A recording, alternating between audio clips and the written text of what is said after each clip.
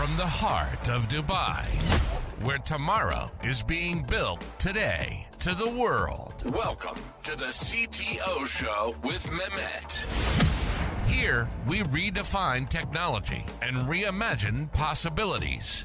With Mehmet, delve into the riveting realms of AI, cybersecurity, and digital technology. Experience the thrilling highs and lows of startups. Immerse yourself in the spirit of entrepreneurship and witness the future of business innovation being written in real time. Now, without further ado, let's tune in and explore the future. Hello and welcome back to an episode of the CTO Show with Mehmet. Today I'm very pleased joining me from the US, Tom Basey. Tom, thank you very much for being here with me today. We've been talking for a while, and we thought it's a good opportunity to record an episode together. So thank you for being here with me today. The way I love to do it, usually I keep it to my guests to kind of introduce themselves, tell us a bit more about your journey, your background, and what you're currently up to, and then we can start the conversation from there. So the floor is yours.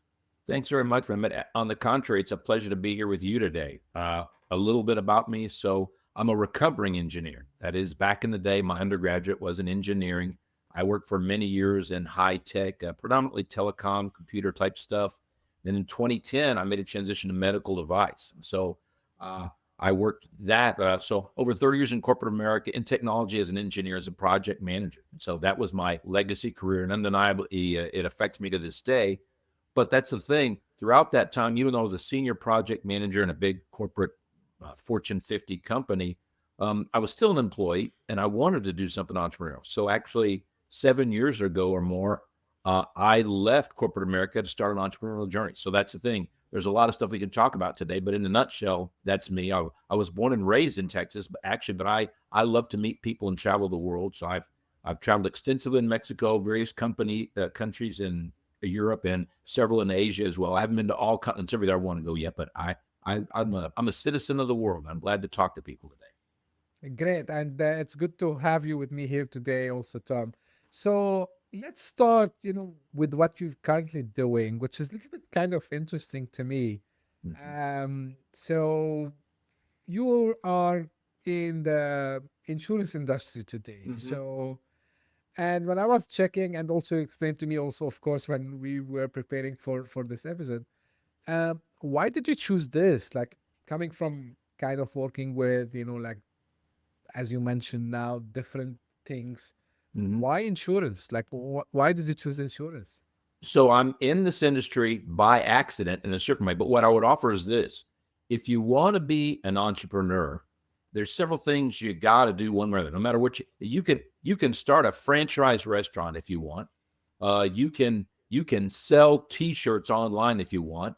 But one thing, there's several challenges you're going to have no matter what you do. However, I have found the insurance industry is fabulous in that there's certain, depending on what type of insurance and how you do it, you can kind of avoid certain fundamentals. And so one of the things I'm going with is supply chain.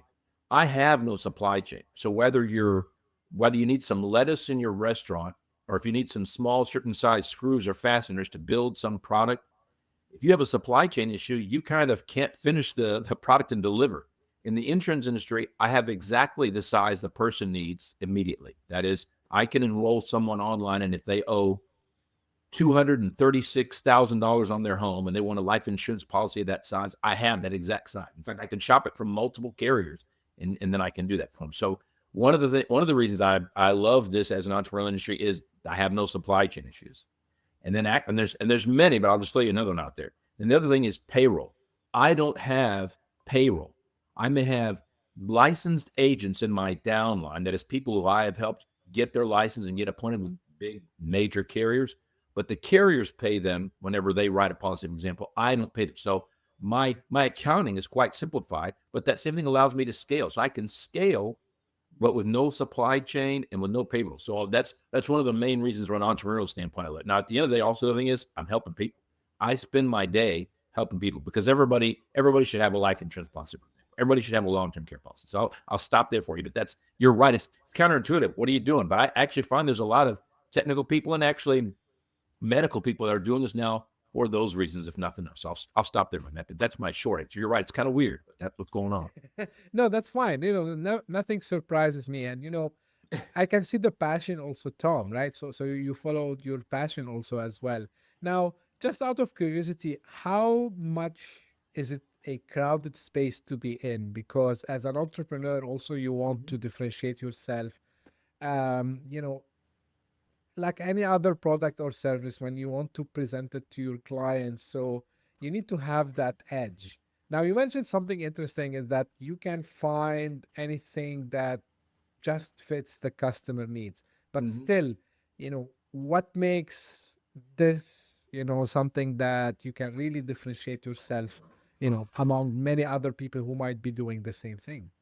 Well, this is another, for one thing, there are personal beliefs that you have to sometimes overcome. If your personal beliefs are strong and good, then keep those. If they're limiting, I think you need to work through those. As an engineer, part of the reason I stayed with a company so long is because I thought you had to have an innovation to start your own company. I contend that no, actually, you just have to do a very good job. And so, actually, to your number one, you said crowded space. Well, I would contend selling clothing is a crowded space, and restaurants are crowded spaces. There's almost all of them are crowded spaces. The real trick is actually doing a good job, and doing the good job means providing value to the customer, being professional, delivering on time. So actually, you're right. I am in a crowded space, and actually, there are thousands, perhaps millions globally of people who can sell life insurance policies. So actually, at the end of the day, it's just I mean, there's several. To your point, I like to talk. Now, I'm not salesy. I don't want to be sold to. If somebody wants to sell me something, I'm out. I prefer to take a consultative or educational approach. I'm just going to explain to you how this stuff works. If you don't want it, that's okay with me. So I would contend that same thing as like I say, if you want to sell T-shirts, you and I could sell T-shirts online. Well, guess what? It's going to be a combination of the quality of the product that we sell and our deliverability and the pricing. So you're right. I am in a crowded space, but I claim that certainly all businesses are crowded space, and it really comes down to delivering value and consistency and professionalism. I'll leave it at that. Yeah, sure. But again, you mentioned something very important, Tom, which is you differentiate yourself by the service that you offer, by understanding your client, and making sure that you just fulfill their needs. You don't oversell them, like you don't offer something which they didn't want to have, which Mm-hmm. absolutely makes sense to me. Now, again, out of curiosity, like how much background you had helped you also in, let's say, you've been doing this for a long time, so there must be also something, of course, you're passionate about. But you know how how much, I would say, your background also played a role in making you successful in this business. Mm-hmm.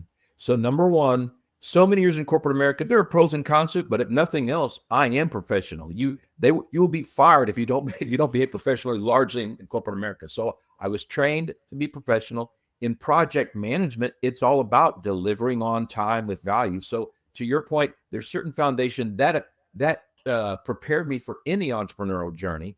And then it's similarly everybody that works somewhere for some company, typically there's some level of benefits. Typically there's health insurance. Maybe they'll give you life insurance. There's different things. But so I've been on the consumer side, and so I understand that type of thing. But what I wanted to go back to a little bit is this industry. Nothing. I'm actually incentivized. You use the word oversell. I'm incentivized not to oversell because what happens is if I enroll someone in an insurance policy, I get paid an initial commission. That's kind of like the value add that I have of finding the person, helping them understand and enrolling. Actually, you do the work one time and you get paid repeatedly. That is, every year the policy is in effect, I continue to get paid. So it's important I not oversell them. I oversell someone something X number of months where they're either like, this is too expensive, then they'll leave and my compensation goes away. So actually, I'm incentivized to not oversell. You properly use that word. And so I want to right size it. But if I right size it, then I get to keep that client for a long time and I get recurring revenue. On the contrary, if I oversell them, I won't keep them a long time. Yeah, interesting. um so they are saying, Tom, nowadays that a lot of industries are being disrupted by the technology, right? So how far is your industry, I mean, being really disrupted? Is it business as usual? And again, like, you've worked with tech companies also as well. You have the technology background. So what are you seeing in this space? So that's a great question. I'm going to answer a little historically. So number one, there have been insurance policies like even since Roman times. That is, Roman soldiers, if they were serving the Roman interest, then and if they passed away, their heirs would get compensation. And so it's been around a long time. And I say that because when I first started, actually that there were still the majority of agents who were actually still using paper applications. And so in a certain way, I like to brag on the industry. Well, it's really not a brag. I'm kind of poking fun. The industry's been behind the times, and so actually, I do have clients now. So I'm based in the U.S. and I have clients in Hawaii. I don't really sell international. I can sell solutions to international people, but it's U.S. based. But my point is, I do sell virtual, and so between Zoom and just a traditional electronic and web, that was great progress over the past 7 years. So already they made great progress. Having said that, you mentioned AI. AI is pervasive. It's impacting every industry. And so, oh no, I know. So at first I was trying to say, well, I can't really think of no. Here's an example. When someone applies for policy, there's a process called underwriting, which is basically where the company who's going to insure that person decides either how much they're going to charge to cover that person, or even if they will accept it or not. For example, in the life insurance policy, actually AI behind the scenes, it's obfuscated both from the client and even from me as the agent. They're using that to make those decisions. So actually AI can very quickly check on someone, find out if they've been in the hospital, look at, they'll ask us like, what medicine did you take? It'll take a look at that medication, make decisions. So actually, to your point, I did last year get a client approved in hours rather than what used to take weeks, simply because they were younger and healthier. But I believe AI was in the background making decisions and basically automatically decided the company can afford to insure this person for $250,000 for this $50, $60 price based on AI. So actually, it is impacting even what we will call the fundamental production of the business, which is insuring people, putting policies in place. Having said that, that is not true for every business. What is true for every business is actually just communication. So the communication, in other words, so I'm very active on social media. AI actually just facilitates that. So I take an educational consultative approach. So I try to communicate to people, help them understand things. AI helps me with that. In other words, and I use different AI tools for different things, but it helps my productivity. So unique to insurance, AI is helping with the decision-making process, and then not unique to insurance, it's helping with social media. That makes completely sense. Before I go more into the technology side, I want to stay here because, um, I'm kind of little bit, I would say inspired by by the journey, Tom. So because you mentioned about the move from corporate America, and it can apply like whether you are in the States or maybe wherever you are in the world. Um, so more and more people will start to hear that they want to go do things by themselves, right? And usually, they get stuck, right? So they feel like they're stuck. They want to do a move. They doubt themselves sometimes, like where to go. So choosing something niche like what you have done, I'm not saying it's easy, and of course it's not easy. I know this for a fact. I know a lot of my friends who does this. But if someone want to take the same path, like leaving, the corporate world to start to build kind of, their own businesses, being entrepreneurs, is there like something they should take into consideration before making this move? Like, of course, first in general, and maybe if they want to go and do the same thing, like go with the path of insurance. Well, so I'm going to talk to your audience like I'm an older uncle. I'm older than most people. I've been around a long time, right? So I've been in corporate America. And so one thing I would offer is the old dream or model is even dead. And or it's not dead, it's simply changed. And so the things people thought, and I know that. So actually, I worked for a lot. Back in the day, it was you go to university, you graduate from there, and you go to get on with some company, and you perform well, and you rise through their hierarchy, and you become leadership in there. And then after 30 years, you retire. And when you retire, they give you a gold watch, and you have a pension as well. But my point is, no one can even. There's very few people that actually do it anymore.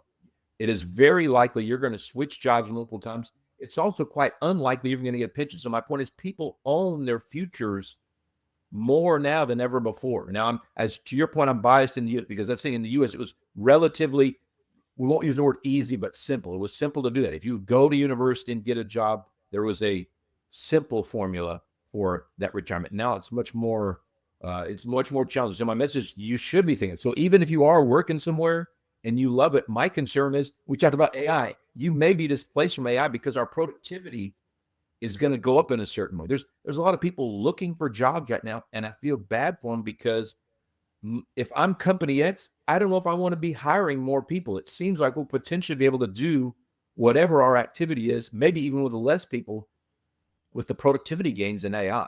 So I'm concerned for anybody that wants to be an employee long term. So I think you should own your own future. Now, to your question, like, hey, well, what I think about. So one, I'm trying to dispel that myth to you that you got to be innovative. And I'm guilty. As an engineer, that's what I thought. That was part of the thing that held me back. You don't have to. So you got to find, so you need to find something to do. Well, what is available for you? What are you interested in? And in all candor, I used to hate insurance. I hated it. My wife was talking about it this past week and kind of making fun of me because, when you're married, you can kind of divide and conquer. She traditionally was in charge of that, selecting the benefits. We both worked at 2 different places, but I made her own that because I didn't like it. And now that, but with the day that somebody explained to me, well, there's 2 different days. One day, somebody explained to me about insurance for cancer, and I was still an employee, and they pointed out that even though I had health insurance, the care for cancer can be so expensive that it may not be enough. Here in the U.S., 40% of bankruptcies are due to health-related things. So you can actually get sick yourself into bankruptcy and or your family. So when I started to learn later, the value importance of that insurance. And then when somebody explained to me the business half of it, how you can do the work one time, talk to that person, understand their needs, find a solution that works for them, and then get paid repeatedly, that was very compelling to me. So understanding both sides, I liked it. But you don't have to do insurance. I've got a second thing I got going. Digital learning is another thing. That's a lot of the stuff kind of crosses over, but digital learning is something someone can participate in that way. If you have some skill, how do you monetize that? And then how do you do that? Well, I think digital learning may be a way you can monetize it. I personally am a big proponent of traditional universities. I got a master's degree. When my son was finishing his undergraduate, I encouraged him, I think you should consider taking the GMAT, which is the exam to get into the master's school for business. And he thought about it and said, the bottom line is he did do it. But my point is, I gave someone a campus tour recently. A friend of mine's daughter wanted to consider the university that I attended, the University of Texas, and I walked them around. I love universities and I love higher learning. I'm a lifelong learner. However, I looked around, all those big buildings, and those. I'm not only am I concerned about our old models for corporations and working. I'm concerned about learning as well. Concern may not be the right word. I'm intrigued by, but I think it's going to be very disruptive. And so I think people should continue to learn, but I don't know that a traditional university is absolutely an issue. I like it because I want you to be educated. So you need to understand history and economics as well. I'm not saying one shouldn't go to university and there's real value in it. But if you're wanting to start a business, and I think everybody should be considering it, well, can you learn without going to business school? I'm going to stop there, Mehmet, but that's my thought. No, absolutely. And actually, I tried to bring this topic multiple times, and I'm happy, you gave also your opinion on that.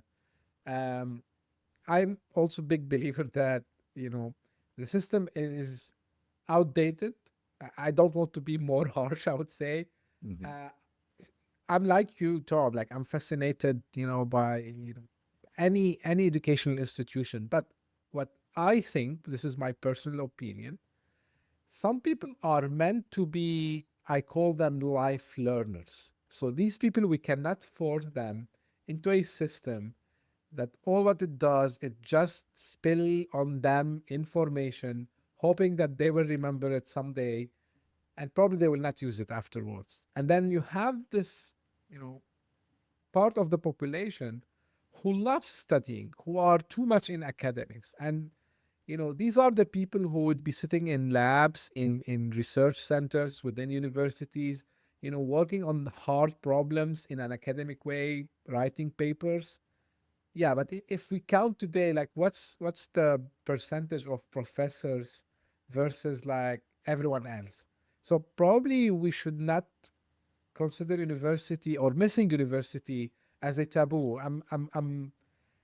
I know like in the US it's like less, I'm not sure, like this is what I hear from people. But for example, in the part of the world where I was born and raised, like it's a taboo if you don't go and have like higher Mm-hmm. education, right? Mm-hmm. You would be considered like someone who's a misfit, someone who will Mm-hmm. not do anything useful in life. But guess what? Like the people who went outside and learned doing business by themselves, they were the ones who succeeded. So I agree with you 100%. But you mentioned something about digital, aspect, the digital learning and Mm-hmm. monetizing your skills. Tell Mm-hmm. me more, Tom. Like, what are you seeing working? Because I'm sure every one of us have something that can deliver, but again, how to start? Like, what are you seeing? The useful, I would say, methods, maybe the useful channels to start this. Is it like creating courses? Is it like mentorship? Like, I know, like it depends, and I know it's a loaded Mm-hmm. question, but you've got a lot of experience, so what you can Mm-hmm. share with us? Well, so again, I want to be young. So I like to be young and I use young phrasing and stuff and I do young things, but I cannot deny the number of years I've been here on this planet. And then I've read about history. You use the word mentorship and I use that a lot. Recently, I've been thinking about, I saw some historic stuff thinking about apprenticeship. In fact, I was listening to a podcast today. I think podcasts are a great way to learn. That's a high impact. So while you're at the gym or while you're doing whatever you're doing, listen to podcasts, you're learning there. And this gentleman was talking about how he didn't use the word apprenticeship, but he basically went to work for somebody. It was kind of in writing, publishing, and in doing so, one, he was getting compensated. Maybe it wasn't a lot, but he was learning so much, and it was a way to spend time with an expert, a subject matter expert. And so back in the day, people used to, often it was parental, right? Often maybe some son would work with the father or someone else. Sometimes you say, if you didn't have a school, you might put your child with somebody else who knew it. I remember my father-in-law wasn't from a career standpoint. His first job as a very young kid was working in a bakery. And so my point is, you can do that. Well, these days you can do that digitally. So you can find mentors or if I want to be a mentor and share my information, this digital age facilitates me distributing that much easier. And to your point, you can monetize it. And just like everything else, the more valuable your information is, well, I think you'll get compensated commensurately. But so I think plenty of people know how to, like, yes, you can take a video of yourself and put it on your phone and share that. And but depending on what you're saying, there may be some value there, and that's good. But these days, there are actually digital learning platforms that facilitate that you sharing that information. And then if you can get compensated for it, all the better. And that's the thing. If you get that out to people and they need to know that. And so like, I'm just going to use an example, fishing, because there's an ancient adage about, if you give a man a fish, you feed him for the day. If you teach him how to fish, you feed him for a lifetime. That act of teaching someone how to fish as a young boy, I enjoyed fishing. It's fun. It's a leisure time activity. For some people, it's their way they make a living. Bottom line is, whether it's fishing or anything else, can you teach someone how to do it? I think you can in a series of lessons. And guess what? You start with the fundamentals, whatever they are, and you kind of progress. And so humans, we learn that way. I think digital learning facilitates that process. And so it at once allows the mentor to share his knowledge. And it also then helps people gather new knowledge. And I call myself, you said life learner. And when you said that, you meant they learn from life and experience. I'm a lifelong learner. That is, I like to continue learning. There's different ways to do it. I listen to a podcast today. I read books. There's different ways to learn, right? Someone can show you. It's very traditional. But I'm all about learning. But that's my remark there. Yeah, absolutely. And I consider myself, the day. And there's an old saying, I can't remember actually, who's the one who said it, but like, if one day pass and I don't learn anything, it's not my worst. I'm quoting someone. I feel like it wasn't a worst day. Like, because yeah, like I am believer that we're here on the planet to keep learning, right? And you know, it's a little bit philosophical, I know, but because we come to this world, we don't know anything, and then with time we start to learn about our surroundings, what's happening. We're curious by nature, and curiosity means learning. So I need to keep understanding how things works and why it's happening and so on. So yeah, 100%.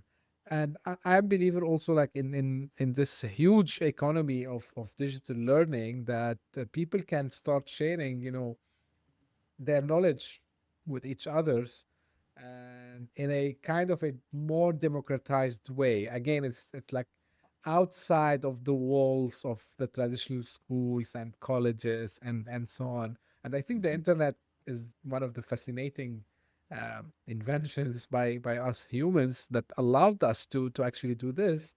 And to your point, like you just mentioned, like you can do Zoom, and you don't have to be physically in a place to do that. So yeah, you just need the will of doing that. Now, want to come back to kind of not necessarily insurance, but something which may be related from technology perspective. So there's a lot of you mentioned AI and the use of AI, but there are a lot of also kind of edge technologies when it comes to finance in general. So the fintech is on the rise, the Web3, the blockchain, and I know like you have your own, I would say, experience and vision on that. So what would like to share with us on that space particularly, Tom, and then maybe we can deep dive in few of these topics. So in our previous conversation, we were talking about, you used the word democratization. So that's the thing. The internet perhaps democratized education. I think that's true. And so people around the world can share information. And that's beautiful. When you say Web3, for one thing, I'm going to say this. I love the current state. Well, I have a love-hating relationship with technology, because I love it when it has a positive impact on humanity, and I hate it when it has a negative impact. But I guess my point is, I love that people all around the world can share good information. Now, having said that, we are still in our current format. I call it Web 2.0. The good news in Web 2 is you and I can put information on the web. We can put it there, and we can take it back, and we can share it. And with e-commerce, so with the mobile web and with e-commerce, Web 2.0, we could do that. And I can compensate you, or information can be monetized. And I think information is so valuable. I'm a big proponent of that. Web 3, which is, there are multiple factors in Web 3, including AI, and then actually blockchain technology. It further democratizes it. And what I mean is, you and I, like you mentioned Zoom, whether it's social media, a multimedia platform, or the new distribution channels. I talked about podcasts. The platforms that those are on in Web 2.0, there are corporations, maybe even individuals controlling that. So if I developed a whole digital university today, if I'm not on Web 3, I can be deplatformed by somebody. So whether it's I have my podcast and certain corporations says you will no longer be distributed on there, or if I'm using social media to distribute, store, or show my information, that if they turn off my account, I'm out of there. What blockchain does, which is one of the building blocks of Web3, is there is no ownership. It's like shareware, open source stuff. So when I talk about Linux, technology people understand Linux is like an operating system, kind of like Windows. But that's the thing. Bill Gates and Microsoft really own and control Windows. And there are pros and cons of everything, right?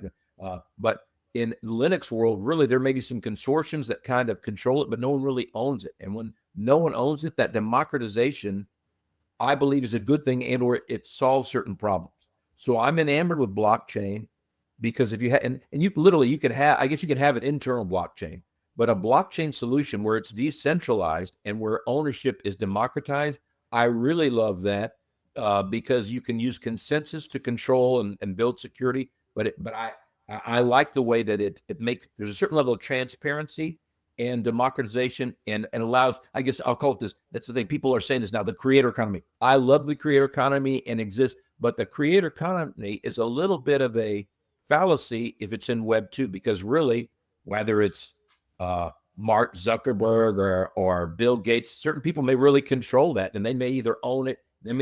One of the other cliche things that I like is they'll say, don't build your business on rented land. Right or wrong, if you're building a business on a Web 2 platform, that's like rented land. Only in Web 3, where there's a distributed blockchain where no one owns it, are you really kind of, the ownership it becomes to the creator, not the platform. This is very controversial, I would say, because people sometimes they might not they might not really understand. This is very important point, Tom, because I ask this question sometimes. I challenge people. I say, I don't tell them about this, what I like to call single person of failure, because your whole business might be controlled by, and it's not the CEO, by the way. So they think, oh, are you referring to Mark Zuckerberg? I say no. So there's one guy who sits and control the accounts, right? He's in charge, or she's in charge of detecting, let's say, frauds, or maybe deciding, hey, like, you're sharing something which is not within the policy of our company. Boom, right? And to your point, I've seen a lot of people who faced these issues multiple times on different platforms, by the way, to be fair. Sure. And because it was centralized platform, they lost money for a period of time because they were not able to be there. And then I say, what's your backup plan? So what are you trying to do today to change this fact? Now, let's try to explain more, Tom, why decentralized systems allows people. It's like, because people, the problem, in my opinion, and by the way, myself included, although coming from a technology background, I was very, very skeptic about blockchain and Web3, because honestly, I didn't think about the use cases that we can build on top of that. Right. But if we want to give real examples to people about the possibilities of these decentralized systems, like what are the options and what are the, I would say, opportunities that it can open for us, what we can tell them. So for a great question. So first, I want to make some analogies, because to your point, so number one, in my background, when I worked in telecom, I had a lot of exposure to problems and solutions of big distributed networks. That's why, for one thing, blockchain and distributed networks kind of resonate with me. So I have exposure to that. Now, having said that, if you and I are going to start a company today, we're partners. We might use a G Drive, or there's these different solutions where we kind of have these shared folder structures. You and I could decide to do that, and there's some controls to that. And you and I can control who we allow. In fact, I have interns that work for me, and I don't give them access to my entire folder structure, but I can invite them and allow them to read and or write. You can do it either way, a subset of my data, and so we can do that. But there is, in this case, it's Alphabet. I'm using Google Drive. Those guys control my email stuff. And so one day I could be deplatformed, but I guess where I'm going with this is, if you envision if we started a network using my laptop and your laptop, well, then those are the only two nodes. But if we use some open source software like Linux or something like that, and we write this thing up, and where you and I and then both of our families can start using it, and we're all on there, we are still constrained by things like electricity. It has to be turned on. But if all those computers are connected, then there's a network there already. And where I'm going with this is, if we can architect that solution so that there really isn't like I said, I'm using Linux or some open source software that's beautiful, and that so we've reduced that one risk. There's still some risk in it, but at least there's nobody that's gonna take us all off, or either shut down the thing altogether. And so if you go to 100 million, if 100 million people sign up and download something, then you've got a real network. It is at once, it's important to recognize, both robust and vulnerable. In other words, well, that's 100 million places where someone could hack, and that's true. But then if you are all incentivized for that to stay, like if we've got all the family photos on there, we all want it there. Well, for one thing, we might all make backup copies of it. We might all be monitoring. So it's a fascinating model. There's this ancient model called the Byzantine generals problem, that it has to do with the fact that if you're controlling a big, massive military thing, some percentage of your armies can actually flip. There was a film that came out last year on Napoleon. I actually read the book, but Napoleon kind of had some issues on those where he'd make alliances and then someone flip and fighting. So it's a fascinating problem to have, but you can address that. So my point is, if you have a large, decentralized, democratized, open source network, everybody's incentivized for it to be good, and we're all watching it. That's the thing. So if you take a snapshot every day, and that's where blockchain comes in. Blockchain is kind of a periodic sequential series of transactions or data capture we can all watch and verify. And so that's really what it is. So that's kind of the back. So there's a blockchain is a distributed thing. Then you said what use cases? Well, I'm going to use, it happened both recently in the US and Miami, and then it happened a year or so previously in Paris for soccer games. Any kind of event, you have this challenge where you and I bought tickets. I sell my ticket, depending on how I sell that thing. Sometimes people can fraudulently do it, right? I can make a screen capture of a QR code, or I sell 4 or 5 copies of printouts. Only the first one in gets in, then everybody else gets the shaft. They don't get in. If we can all see the network, and it's hard to visualize this perhaps when there's 100 million people, but if it's just you and I, if we can both see it, we kind of already know when that's used or not. And so it addresses kind of authentication and authenticity. So when you do that, it is not perfect. Nothing's infallible. It can be, anything can be compromised, but a democratized, decentralized, open source blockchain where we can sit there and watch it, and we're controlling it. It really can allow us to address issues like that. So you ask for use cases. I'm saying selling tickets, or it could be, how about this? How about deep fakes? That's a big problem. So AI isn't what's great and terrible. I think a blockchain solution to help validate the legitimacy of a photo is a good thing. So I'm kind of going to stop there, but that's my response. Yeah, and I remember now, probably I researched it, or one of my guests mentioned it, even related to something you do today, Tom, regarding the insurance.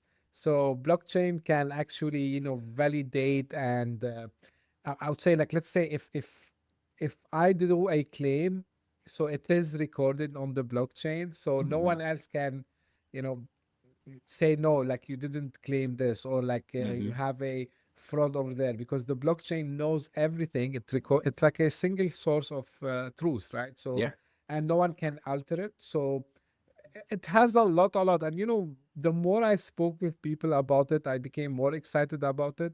The decentralization, and again, like, to your point, it's not like we want to be kind of skeptic, but yeah, it's a reality that whenever you are using a system owned by someone else, you have this risk of being removed from that system. And to your point, that might be deleting all your files. It might be removing you from social media. Yeah, quick. And the other examples you just mentioned, which is great. So what else also, Tom, from technology perspective, excites you, and you say, like, yeah, like will be big. Well, you used the word skepticism, and I want to remark about that. So again, because I'm so old, I've lived through some of this stuff. So I remember back in the day, boys and girls, when there was no internet. And so when I wanted to buy a shirt, I had to get in my vehicle and drive and go to a store and purchase it. Okay. And or actually I could get it remotely. I could use a telephone and look at a printed catalog. So pre-internet, I could buy things. Okay. I remember that. Then Internet 1.0 came. And that was great because now I could look online. I could use, at my home, I could connect to the internet, and I could look and see at this retailer what kind of things they offered. Now, admittedly, when I got there, what if it was out? What if they didn't have my size? But at least the internet at least opened it up so I could see it. That was 1.0. When 2.0 came along, actually, before that, you know what? The skepticism thing is, I remember the time when people would talk to businesses about websites and like, I don't need a website. No one here has a website. I don't need one. I'm selling. Everybody has a website now. In other words, skepticism is healthy, I think. It's human. One, we are naturally curious as humans. I think we're also skeptical, and both are good. They're kind of two sides of the same coin. But I'm just telling everybody listening, people used to be skeptical about the internet, and then it came, and everybody adopted it. And then Web 2 came. Like, I remember people said, I'm not going to buy something on my phone. Are you crazy? I won't do that. You know what I mean? Or you couldn't. I'm going to go home and check that on the internet. Well, now you can, because mobility came in for Web 2.0 and e-commerce. Now you've got these access to all the information everywhere you need. You can navigate with it, and you can certainly buy stuff. I'm telling you, Web 3 is coming, and because of AI and because of blockchain, everybody everybody will be on the blockchain. That is, you will make this because that architecture lends itself to solve a variety of problems. And it is not perfect. Just like, I mean, that's the thing. The internet is not perfect, and neither is e-commerce. There's still frauds, but that doesn't mean no one's taking their phone and throwing it. And like, no, it's coming. So blockchain technology and Web3 is coming. In fact, it's already here, but it will be the mass adoption is coming too, because it will be used for pervasively soon. Whatever. Absolutely. Yeah. By the way, to your point, like skepticism also, in my opinion, encourages the people who come up with the technology to go forward and try to prove to these people, hey guys, like you are wrong. Like, no, we have real use cases. And I always, in every episode, try to refer to the famous chart where you have the early adopters and then, the rest will come with time. And you have, these guys who you can't please them and you can please everyone who would come very late. That's fine. This is nature of us humans, and it's completely fine. So, um, to your point, 100%. And I'm a big believer also, like with all what's happening today with AI, blockchain, Web3. Yeah, so we have a bright future, guys. Like I'm kind of an optimistic guy by nature. So uh, everything gonna work just perfect. Uh, Ignore the noise. And if I want to wrap up and ask you, Tom, if you want to leave the audience today with something that they can reflect on, something that maybe didn't ask you and you want to just share. So this is a space for you to kind of wrap it up for us and tell us also where we can get in touch with you. Well, so number one, that's the thing. I like to talk. So I request that people connect with me. And so they can find me anywhere. My name is Tom Basey, whatever social media platform, or find me and make a connection request. I want to connect with them. And then I really feel like, so one thing you said, the future's bright. I kind of winced a little. I'm not sure the future's bright. Like I say, I changed from telecom and high tech to medical device because I had a bad taste in my mouth. I don't like the negative impacts of technology on society. So I don't like it when I walk into a restaurant and there's a family there, a couple adults and a couple of kids, and rather than talking, they're all four on their mobile devices. I don't like that. So that's an example to me of negative impact and or the dehumanization that occurs with technology. So I'm at once anti-technology and pro-technology. The other thing is, like I said, it's coming. Actually, I, I'm concerned about it, but how about this? Instead of being concerned, why don't we get educated? So we're talking about digital learning. So my point is just educate yourself, listen to some podcasts, take some, there's plenty of free, that's another thing we didn't talk much, there's free learnings are there. So MIT, some of my first understanding blockchain technology are because I took a free course. So I'll go ahead and say is I tried to be brand agnostic, but on YouTube, I took an MIT free course on blockchain technology. That's available. Now I later got a paid certificate and did some stuff at that same university. My point is, shame on you, humanity, if you don't get educated. Then check your sources. So I'm going to stop there, but that's my message. I encourage everybody to be a lifelong learner. Don't stick your head in the sand and connect with me on social media. And Mehmet, connect with him too. They're not connect with him. You're like, no, shut up. That's my message. Yeah, thank you very much, Tom. And just very quickly, plenty of resources. So MIT is one of them. I think Stanford, they have something. There's Khan Academy, which is also available. I mean, guys, like ChatGPT made the life much, much easier also as well. So just, use any of the AI tools. If you don't like ChatGPT, use any of the available tools. You can find them easily. I think everyone shares about them. And for connecting with Tom, you don't need to go right and left and then search. I'm gonna make the life easy. I'm gonna put the links in the show notes if you're listening on your favorite podcasting app.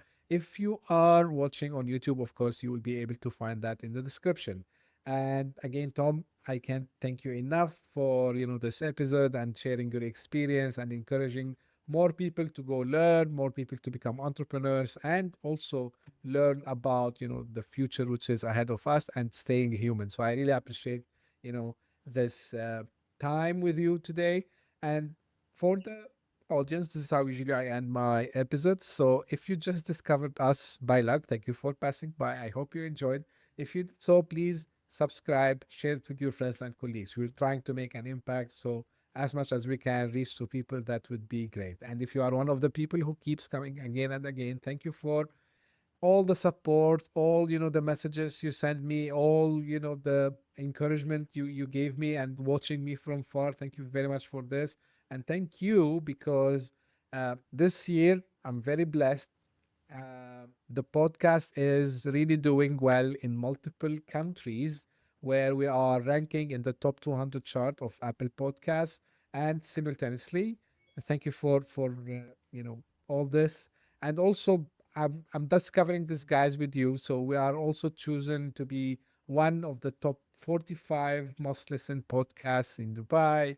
We were like also chosen as the top 100 futuristic technology podcast also as well. So I'm really, grateful for all the support. This couldn't happen without you. And as I say, always stay tuned for a new episode very soon. Thank you. Bye-bye. Thanks very much, Mehmet. Hit that subscribe button, share the show with your tech-savvy friends and fellow entrepreneurs, and leave us a review on your favorite podcast app. Your support means the world to us.